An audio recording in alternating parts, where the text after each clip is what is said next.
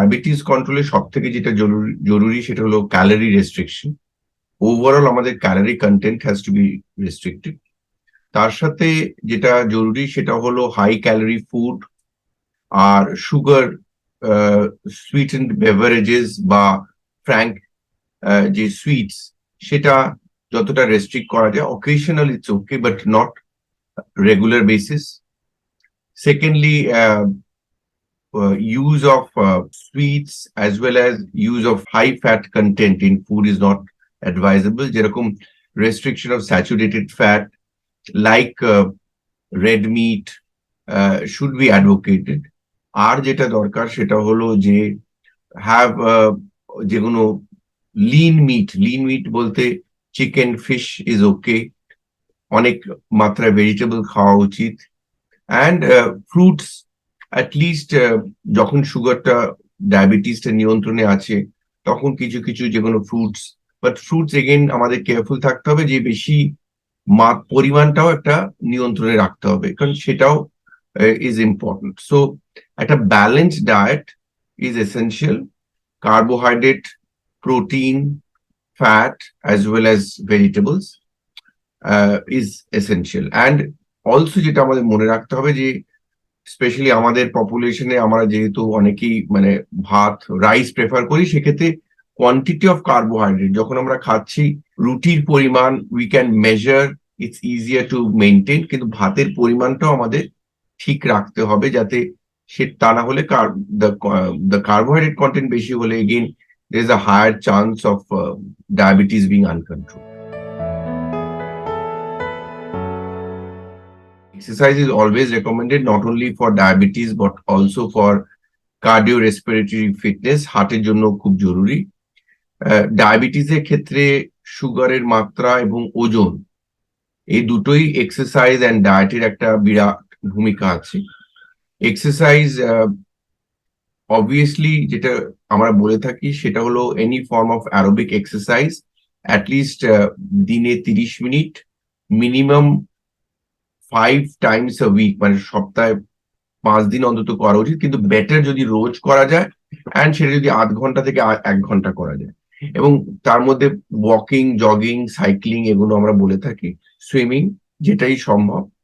এখন যদি কেউ রেজিস্ট্যান্স ট্রেনিং এক্সারসাইজ করতে চায় করতে পারে, বাট খুব যদি স্ট্রেনুয়াস এক্সারসাইজ করা হয় আফটার এজ অফ 50, সেক্ষেত্রে একটু কার্ডিওভাস্কুলার বা হার্টের কোনো সমস্যা আছে কিনা সেটা অন্তত একটা বেসলাইন চেক আপ করিয়ে নেওয়া উচিত। এটা একজন ডায়াবেটিস পেশেন্টদের পক্ষে সেটা যেরকম ডাক্তারবাবুরা বলে দেবেন। তবে আমরা জেনারেলি বলে থাকি যে ইনসুলিন নিলে আমাদের গ্লুকোমিটারে মনিটর একটা রেগুলার বেসিসে করতে হয়, সে সপ্তাহে 1 দিন কি 2 দিন বা তার অধিক।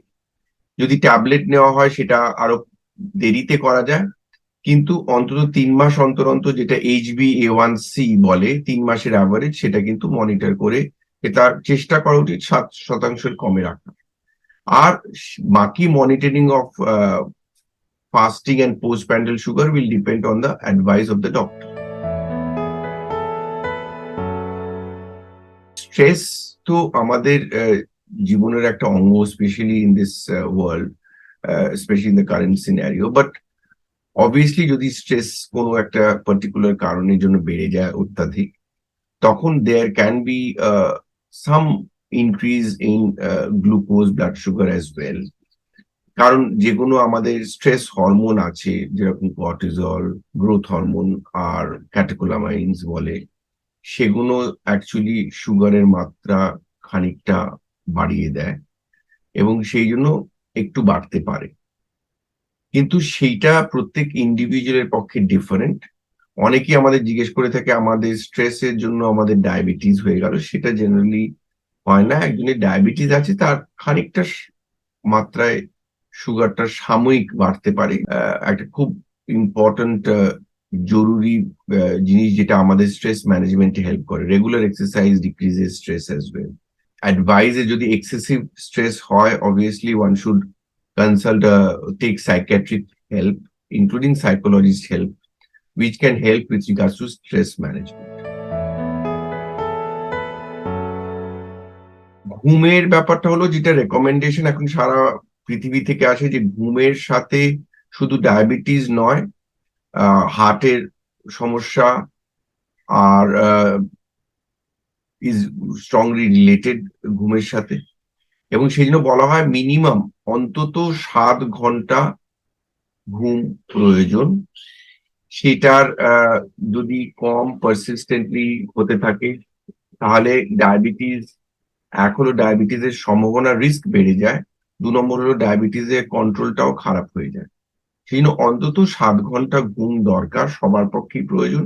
এবং আজকাল যেটা সমস্যা আরেকটা দেখা যায়, যেটা শুধু ঘুমের সময়টাই ইম্পর্টেন্ট, জরুরি নয়, যেটা আজকাল বলা হয় স্লিপের যে টাইমিং, সেইটা ইজ অলসো একটা, আমাদের সমস্ত কিছু রিদমে চলে। আমাদের যে শরীরের সব হরমোন যেগুলো তৈরি হয়, সেটা সকালবেলা বেশি থাকে, কিছু কিছু হরমোন সন্ধ্যেবেলা কম থাকে।